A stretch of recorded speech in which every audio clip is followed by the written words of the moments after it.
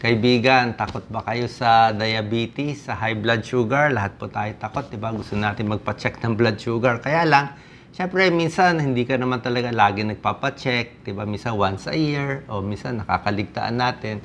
Maganda po, at least, tingnan natin, ano ba itong mga early signs na maaga pang senyales na tumataas na ang blood sugar natin, mamaya diabetic na pala tayo. Kasi napakaraming may diabetes sa Pilipinas. Milyon.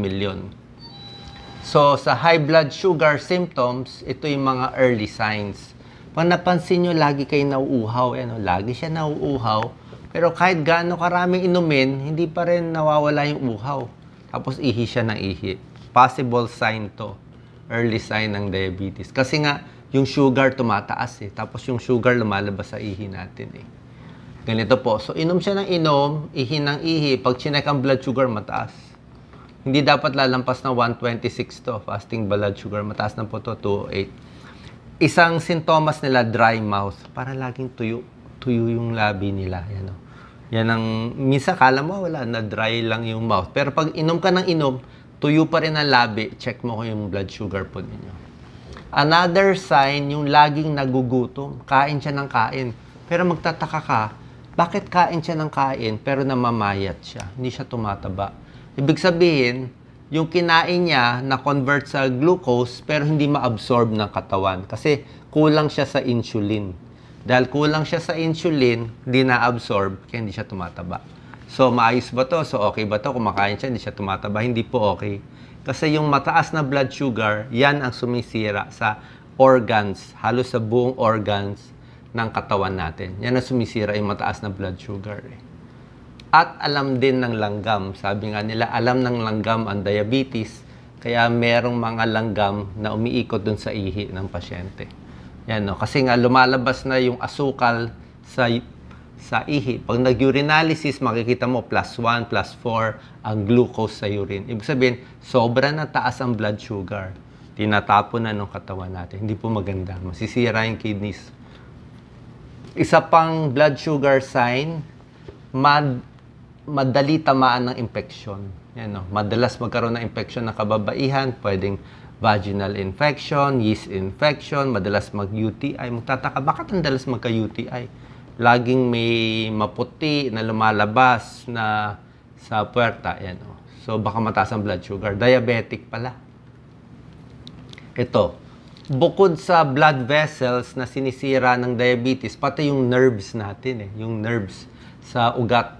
So, nangyayari, pag nasisira ang nerves, namamanhid yung kamay, namamanhid yung paa. Pag namamanhid yung paa, wala nang pakiramdam. Pag nasugat, hindi na niya nararamdaman. So, una-una, manhid-manhid pa lang. Pagdating sa manhid, tinutusok, hindi na maramdaman, masusugat na. Pag nasugat, hindi rin to gagaling. Matagal gumaling. So, pag hindi to gumaling, palaki ng palaking sugat, diabetic foot, merong napuputulan ng paa. I'm sure narinig nyo na yan. Mahirap na makontrol. Kasi nga, konti na lang ang dugo pumapasok Mahina pa rin yung mga nerves So, hindi na, baga sa puno hindi na nabubuhay yung mga sanga-sanga sa dulo.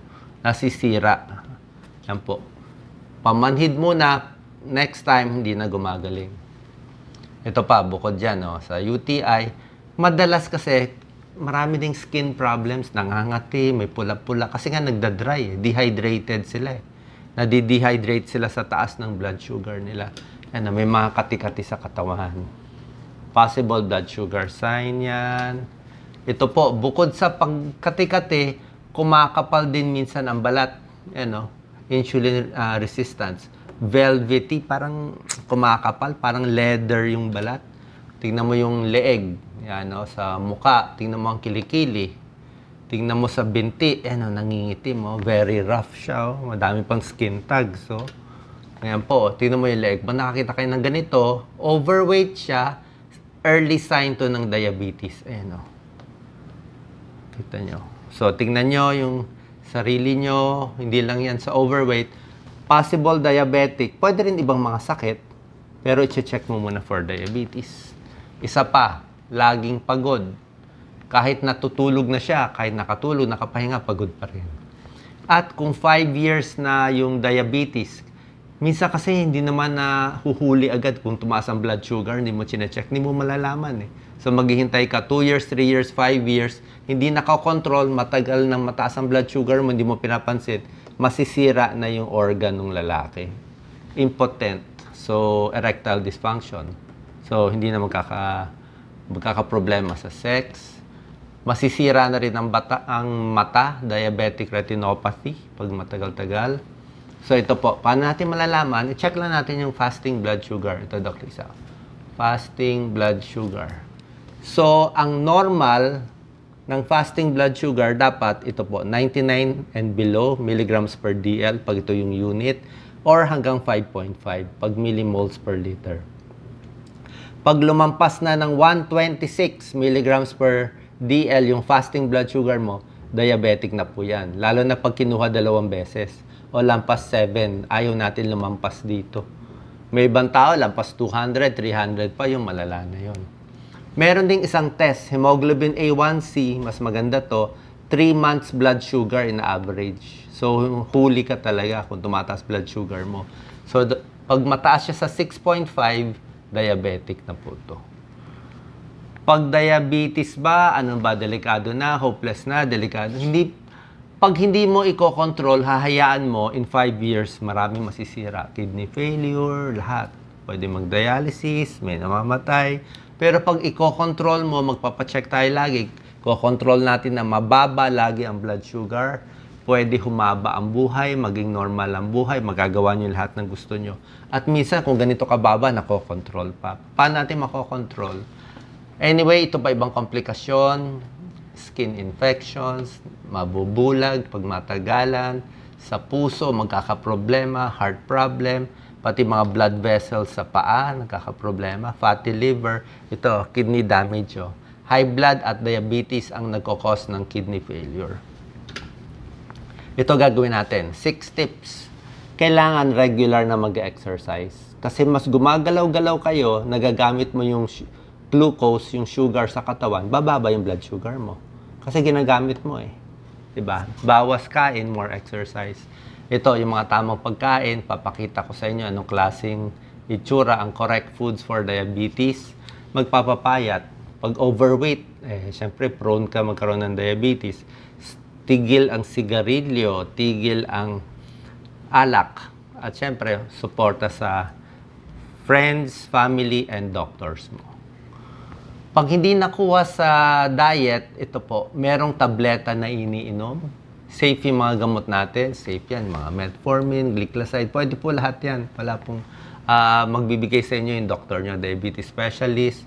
Meron ding insulin kung matindi na talaga. Huwag po matakot. Kasi pag nakontrol ang blood sugar, maganda talaga eh. Mas hindi masisira yung organs mo. Ito yung mga exercise na kailangan gawin. Check din yung blood pressure. Tignan nyo yung mga pagkain. Ito yung mga pagkain na ayaw natin. Ito yung pagkain high glycemic index, mabilis magpataas ng blood sugar. Yan. Kanin puti, kakanin, patatas, french fries, tinapay, white bread. Mabilis siya magpataas. Ito, brown rice, high fiber. Ito, sweet potato, saging. Mas mabagal magpataas. Mas hindi gaano tataas ang blood sugar mo. Pati lalo na ito, gulay, mushroom, apples, peanuts, mas mabagal to. Mas mabagal ang pagtaas. So, mas marami kakainin nyo nito, mas bawas tayo nito. Pagdating sa pagkain, ito yung medyo maganda talaga. Lahat ng sari-saring gulay, salad, huwag nang lagyan ng Thousand Island, di ba? Ito, worst foods. Alam nyo naman, di ba? Sobrang tamis, donuts, soft drinks, iced tea, french fries, favorite natin, hamburger. Pwede naman kumain pa konti-konti, paminsan-minsan. Pero ito talaga yung pampataas ng blood sugar. Nakakataas. Ang layo naman na itsura nito sa itsura nito, di ba? So, ito yung mga pwede sa inyo. Oatmeal, di ba? Kung ano mang gulay. Ampalaya, di ba? Gusto natin fresh ampalaya. Konti lang sahog. Cauliflower, broccoli, beans. Walang problema. Citrus fruits. Yung asukal natin, kinukuha na natin sa mga prutas. Ginawa ng Diyos ganyan eh. Yung asukal mo kasama sa prutas eh. 'Di ba? May fiber ka, may vitamins, may minerals. Hindi naman ginawa na yung asukal mo iinumin mo yung sugar mo, ito sugar mo, 'di ba? Hindi po eh. Mas gusto natin yung sugar nandoon sa loob ng prutas. Mas healthy for diabetes. So ito po, focus lang tayo dito.